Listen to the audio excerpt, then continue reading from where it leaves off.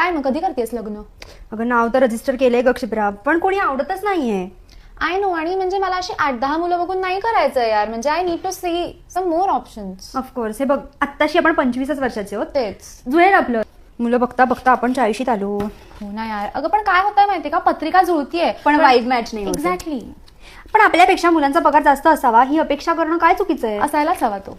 हे बघ, अजून 10-15 मुलं बघू, आपलं नक्की जुळेल. आरामात जुळेल. जुळलं का ग तुझं? अगं एक मुलगा आवडला होता मला, पण त्याची उंची जरा कमी आहे ग. अगं बाई, आता मरणाला टेकली ना तू. उंचीचं काय घेऊन बसली? थांब तुला जरा फोटो दाखवते त्याचा. हे बघ, हे बघ.